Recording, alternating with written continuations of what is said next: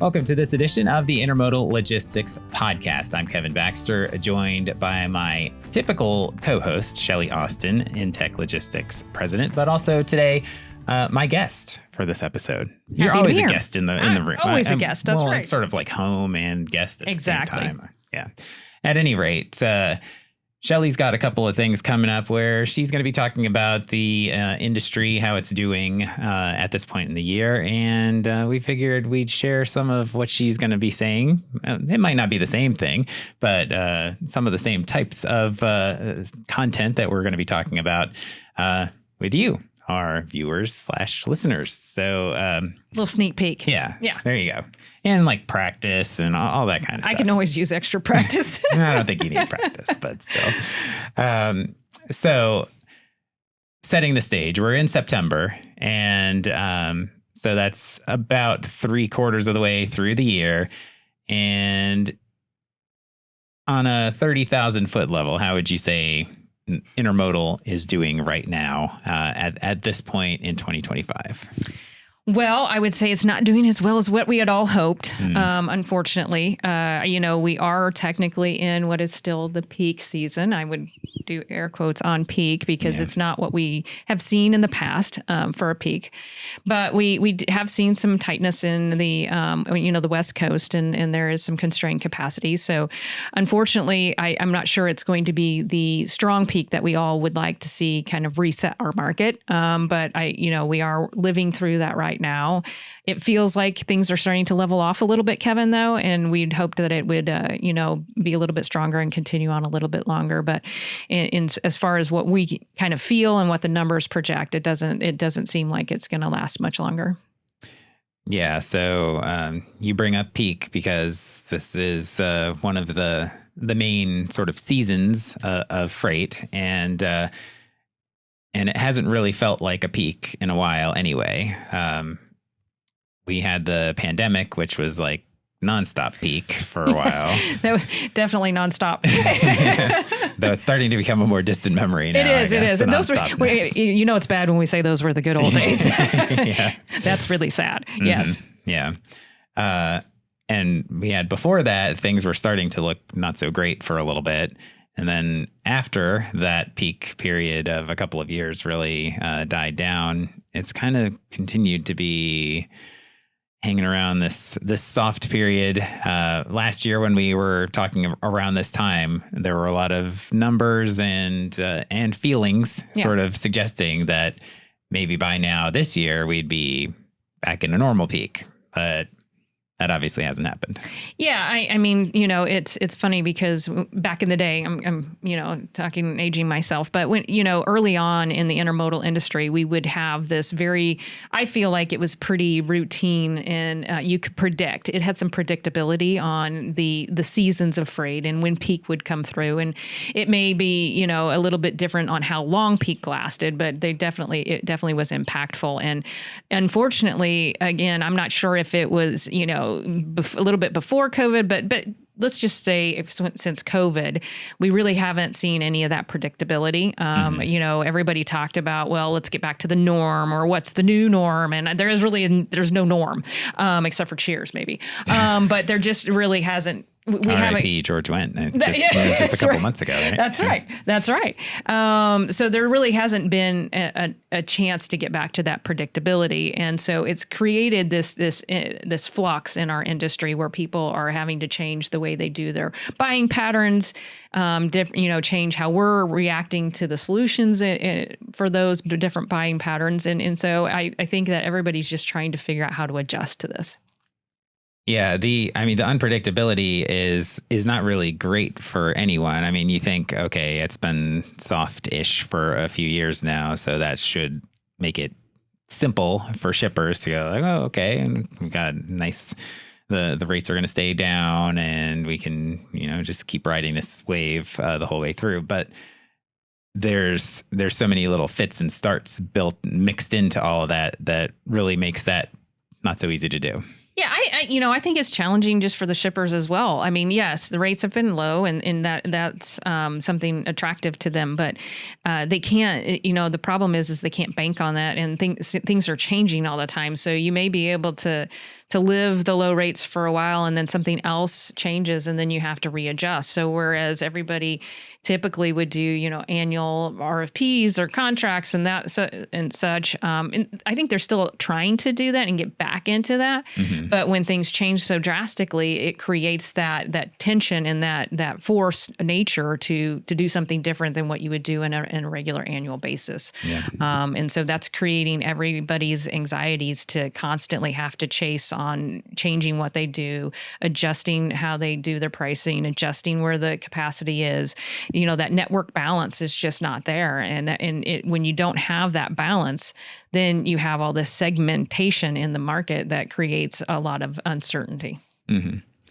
And so when you're dealing with that uncertainty, the low rates are, again, something that's usually welcome for shippers, not as welcome for the people moving the freight. But when we get into the actual timing and of how we got to this point in this year, it started with the tariffs, really, I think. Yeah. I think you can't really ignore that as a factor. At the beginning of the year, the campaign initially was talking about tariffs, but people were like, yeah, we'll see. Right. We saw. And so at this point, that fit and start kind of thing was largely related to, okay, how do we avoid as many of these tariffs as possible?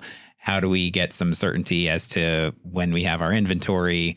And so now we're at this point where a lot of those actions have already taken place. Yes. Yeah, I would agree with that. I mean, we commonly hear certain phrases and words used in our industry, and pull forward is a big one, right? Yeah. So we heard about the pull forward at the beginning of the year, and it did play itself out. There was some tightness of capacity in the beginning of the year, which is very unusual. Usually, the beginning of the year is crickets and slow, and everybody banks on that. But it was very different, and then it just kind of lulled out and hit the bottom again, and was very slow, and then you heard about the resting period and what would be the pull forward now or the peak. And everybody kind of predicted that to be a much, I personally feel, a much more grandiose situation than what we kind of have seen it to be. And it appears that a lot of that's starting to level out again based upon some of the numbers I've seen and just kind of how we feel it in the marketplace. So, that the whole pull forward and all that stuff, we really need a true peak, Kevin. We need one of those really strong peaks that resets the market, gets us back into kind of a pattern of how the freight is flowing to really make a big impact in turning what we've kind of felt for 3 years now of a gloom kind of freight recession for 3 years. Yeah, you need the control at the lead or turn off your phone and restart it, and all of a sudden things start humming along. We need that big catalyst. I mean, I love the word catalyst, right? Because it makes you think of like the big bang. Hey, poof, there it hit, and now we're all gonna take a different turn on the other side. And unfortunately, I feel like what we've been experiencing is not the catalyst and not the big hit. It's a blip. Yeah. And a blip isn't going to get us where we need to be. Mm-hmm. So. We're at the point where we think that for the most part, a lot of that holiday inventory is already sitting in a warehouse, getting ready, staged and ready to go out when the time comes for that. The consumer patterns obviously matter a lot too, to whether they've predicted the right amount of that inventory early. And that'll be an interesting thing to watch play out as the year goes along, because the economy has just been kind of hard to describe exactly for a while. One of the things we usually look towards is the interest rate cuts. Right. It looks like that's probably going to start happening at this point, but you still have this other environment of inflation, consumer behavior looking a little on the softish side too. It doesn't look like just one rate cut here in September, for instance, is going to all of a sudden be that big bang. I don't think that's, do we need it? Yes. I think it's a start, but it's not going to be that big catalyst that turns us around and to a different path. I think we're going to have a couple of those type events to really get us back to where we need to be.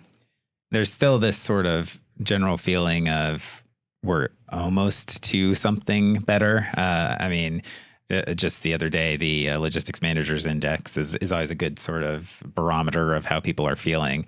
And it didn't look so great for transportation prices and capacity. They flip-flopped. Prices were down and capacity was up. Not usually a good formula for the freight folks. But what was interesting was looking ahead. They always do like a looking ahead 12 months. There's still a lot of people out there who feel like, okay, this tariff stuff is going to become more predictable, which I'm not sure if we have evidence that that's going to happen. But I think we have to see it to believe it. Yeah. But if the tariff policy is sort of just, this is what it is, and it's something that everyone has learned to deal with however they were going to deal with it, and there's not so much of a, here it's going to pause for a month and now it's going to start again and all that, along with rates getting cut maybe a couple of times over that period, there's still a thought among a lot of people that maybe next year at this time, and we were saying this last year, but maybe next year at this time, things will get to that more normal stage. Yeah, I think, eventually we're going to get there, right? Yeah, it has to be. We're all optimistic enough to say eventually we're going to get there. I think it's a little bit far-fetched on the optimism to say, at least early next year. I don't feel that, and which is sad. I would love to. I would love to say it will be. It just a bit of concern that we're going to have a painful next year as well, at least for the first part of next year. So it's all yet to be said. But one thing that I have found in our industry and with everybody that plays in this logistics freight space is that we all find a way. And we just need to hold on and wait for when it does hit, because hopefully we'll have that type of. I don't want another pandemic. No. I will say that I don't. You're on the record. No pandemics. I do not want another Shelli pandemic. Is anti-pandemic. Yes, do not want that. But you know what I loved about the pandemic, Kevin, is everybody in our industry, instead of this competition, and competition's good. Healthy competition's really good. We love that, right? But what happened in the pandemic is everybody used that competitive nature and that competitive way of finding solutions to work together. And it's not that way right now because it's just the demand is so low and there's so much capacity that you just don't have that all let's group together and find a solution through this chaos, right? So that was the one thing that I thought was really great. You didn't have, did we have some bad actors during the pandemic? Yeah, we did, but it wasn't like what we've seen afterwards. Right now, it's all just scratch and try and figure out a way to make the next buck, and it's just not a healthy environment right now. And it'll be exciting to see when we get back to that. We're all working together to find these solutions to do what we all want to do and perform well in our supply chain. Yeah. So, getting a little more granular, are there areas that you're seeing where the volume has been maybe a little more consistent and steady for most of the year? And are there areas that maybe you've been surprised in particular where that hasn't been the case? Obviously the overall picture is one thing, but are there some kind of either direction where you've been a little surprised that it's been steadily solid versus another place where it's like, not really. No. I would have to say that I couldn't indicate or tell you one area that's been solid. It's been, whether it be a certain commodity group or a certain industry or a certain lane, none of it has had much predictability from our perspective. But there has been, these just like major peaks and valleys. Like, we've been riding on, my good friend would say, JB, the roller coaster, which he loves. I would take a little bit more, not so much of the people mover instead of put me on the monorail instead of the, this roller coaster that we've been living. But there really hasn't been much predictability or consistency in any lanes or, certain commodity groups that we've seen. I'm sure there's something. But someone's just like trudging along. Someone's like, no just problem, whistling Dixie and freight. What? It's great. Yeah. But the cool thing about it is, outside of all this unknown and unpredictability, it has brought on some really cool new solutions in the intermodal space. And that's the one thing I would, really want to hang our hat on is, previously when we had the predictability and when we had those regular seasons of freight, it was all the same solutions, pretty much. Lather, rinse, repeat. It was, and now this has forced us, this world, this market that we're in has forced us to create new solutions that it will be for the betterment of intermodal and the industry alike. And once we get over that hump and the demand starts to increase. So that's what I'm truly excited to see, because I truly believe when it comes to, for sure, rail and probably most modes of transportation, I think that they operate better when they're at high capacity or full capacity. I think that's when everything operates smoothly. Service is good, and everybody really gets into a good routine of hitting some really strong service levels. And so I think that with all these new services that are coming about to be more competitive and find more space to play in this not so strong market, will better us as we get back into more of that demand. Yeah, there's definitely been a lot of announcements of collaboration, some different ideas. Is there anything you wanted to highlight that some of these new solutions that you've been either working on yourself or seeing this year? Well, I think with all the major railroads out there, they have announced some really cool different things. Now, again, and I know we'll talk about this, I'm not just highlighting the announcement of the Transcontinental Railroad. I mean, that's big, right? And it brings a lot of excitement and probably anxieties at the same time.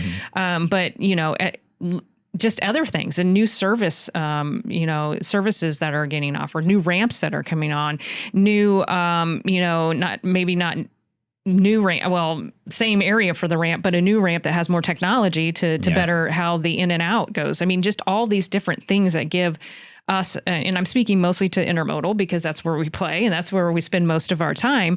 But there's all these just things that you would have never thought, even like the smaller miles, right? The railroads are finding their space to play in some of those smaller mile areas that you would have never even attempted to think rail. Yeah. And so with all of that said, and then speed trains coming out the wazoo. I mean, everybody used to say, oh, it's the slow boat to China, or, I don't want to go intermodal because it's just going to take too long. It won't fit in my just-in-time space and everything else.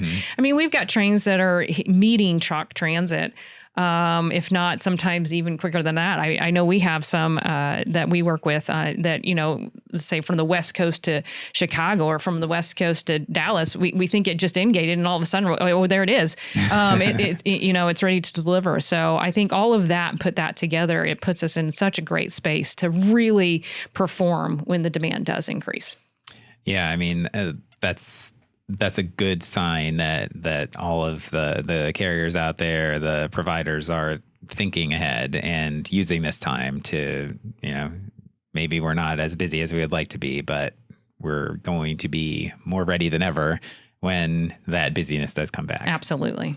And you just have to take advantage of it. I mean, it gives us as a 3PL and IMC the opportunity to go find more freight. So that's kind of what I mentioned is, it's not the traditional freight that is really heavy right now. And that's not great for any of us. But with all these new services, it gives you the opportunity to go tackle or find something that was non-traditional and find ways to grow in those areas. Yeah. And, maybe you go back to somebody that you worked with years ago, or maybe they come back to you because there's some options there that they didn't have before. As you mentioned, the speed factor is obviously something that has held people back from intermodal at different points. But the more they find out that that's not so much of a factor anymore to worry about, that's got to draw some people back in too. Exactly.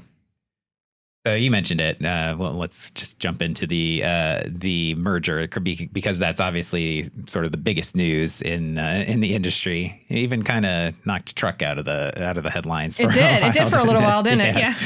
Yeah. So we can go kind of all sorts of different directions with this, but how have you heard in talking with folks in the industry, whether it's colleagues doing the same thing you're doing, clients, prospective customers, just folks out there, what's been sort of the general vibe since that came out? Because it was a little bit of a surprise that it actually went from, it felt like in May, June, we were starting to hear like, there's some thoughts about it, and maybe something like this could happen.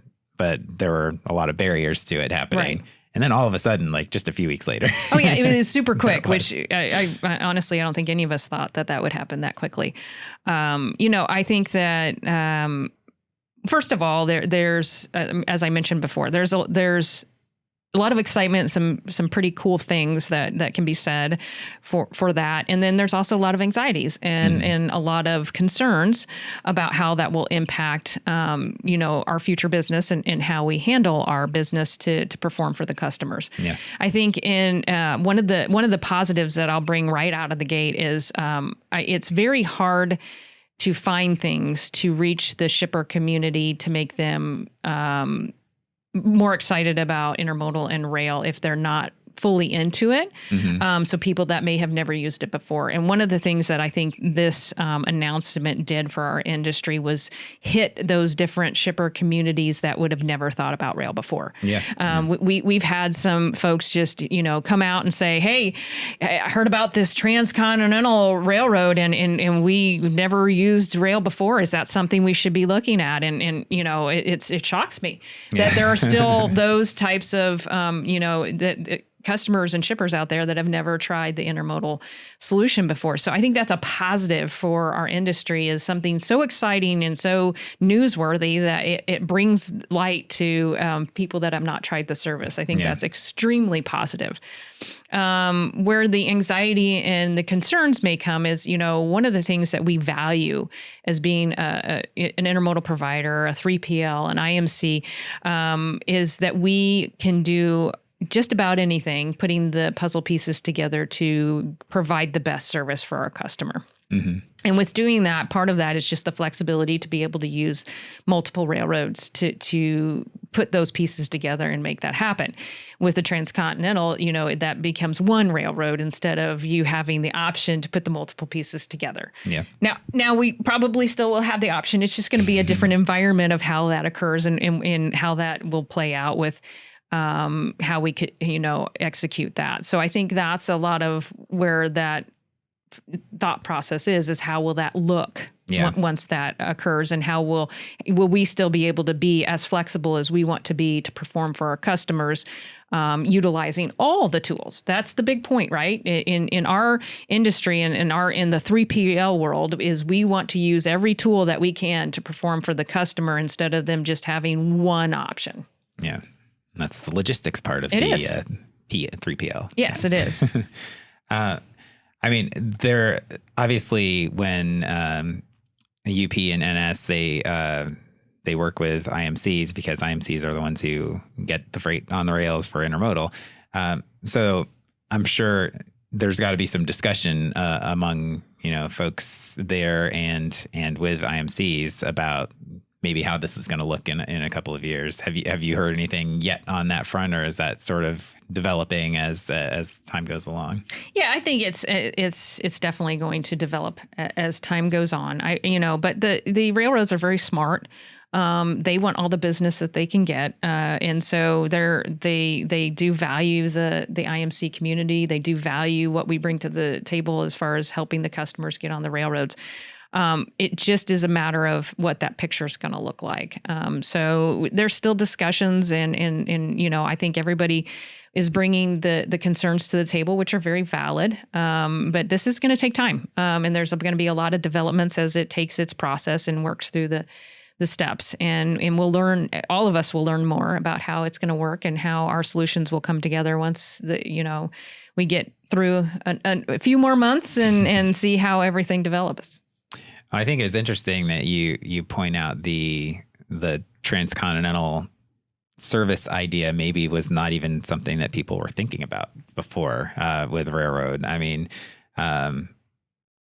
it's like back in the Golden Spike when the actual tracks got connected. Exactly. It's so exciting, right? Yeah. I mean, it's historical. Yeah. Well, I mean, so that's really interesting that it does like bring people in to think, now I can do rail across the country when I maybe couldn't have done it before. But I mean, obviously that option has been there, but just getting people in the door to be thinking about it then opens up the logistics part of it again, where you can put together the solutions, because obviously it hasn't happened yet anyway. Right. And then you also have a couple weeks ago, we had the announcement of some more service collaborations between the other railroads, BNSF and CSX. So that just pushing that fact that, okay, you can go north-south, you can go east-west, cover it all with railroad, and maybe just getting it in the news is kind of a big thing. I do think it's a big thing. And that's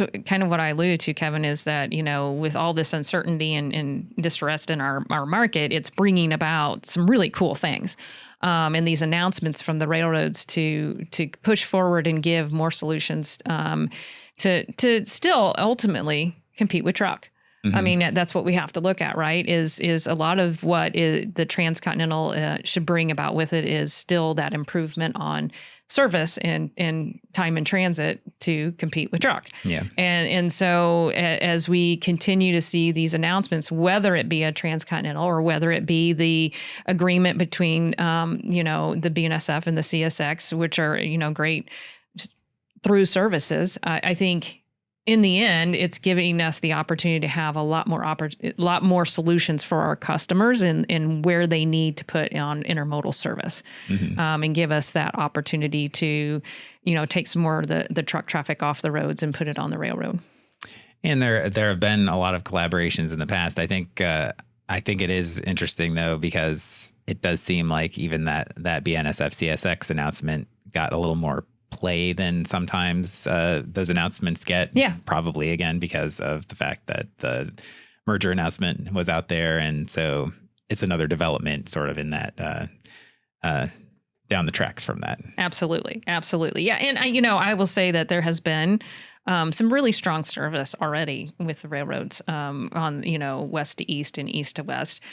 This just adds another component to it. What I find are the more exciting ones are just new services, right? I mean, not just improve by a day or something like that, but just a whole new service that opens up another market. That's what's exciting. Yeah. Any in particular that have excited you this year lately? I think there's multiple ones, but I think that the service to, the West Coast to Phoenix, Arizona is just interesting because that's such short miles. And although it's not open to all the intermodal traffic yet, I think the component of trying to avoid that truck scenario from the West Coast ports to a different area to do your distribution is really fantastic to, avoid all that congestion and bypass that. I think so that's kind of cool and seeing those types of things. I think the opportunity to, one of the challenges has always been getting from the West Coast to like Florida. And I think that we've seen some developments on some of these announcements that give that, that transit a whole lot better take on getting something from the West Coast into Florida. So, excited to see how all these things pan out and how they improve our service offerings to our customers.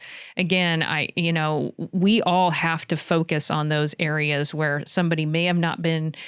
It may have not even considered intermodal for it before, and you can bring it to the table for them to say, hey, did you know that you can use intermodal service for this? And that's really where the wins are right now. Mm-hmm. Well, that seems like a nice positive note to end on. So, we did the podcast a couple of weeks ago about Expo coming up later in the month, FTR coming up sooner in the month for those who are catching this now. But Shelli, enjoy all of the conference circuit, and I'm sure people enjoy hearing from you. And we enjoyed hearing from you on this episode as well. Well, thank you. I tell everybody I got to get my dancing shoes on because these conferences, you don't just sit. I mean, I tell you, your feet hurt afterwards and you're running from one thing to the next, but it's exciting. You get to see everybody in the industry. You get to work on solutions, collaboration. And I think that's what makes our industry so impactful and why we all stay in it. So looking forward to it. And we'll be sharing some folks that we bump into at Expo when we are out there as well. So stay tuned to this podcast wherever you get it to see. We'll have a bunch of episodes. We're not going to go, one in, one out kind of thing. We're bringing in lots of guests. So we're excited to have a good variety of folks from the attendees of Expo in Long Beach, and we will share them all with you on here. And so please do like and subscribe, rate, review, comment. However you get this podcast, we'd love to hear from you. And you can also email us at podcast@intechlogistics.com if you have a question about that or anything else. And visit www.intechlogistics.com for more about InTek Logistics, the company. For Shelli Austin, I'm Kevin Baxter. Thanks very much for joining us, and we'll be back again soon.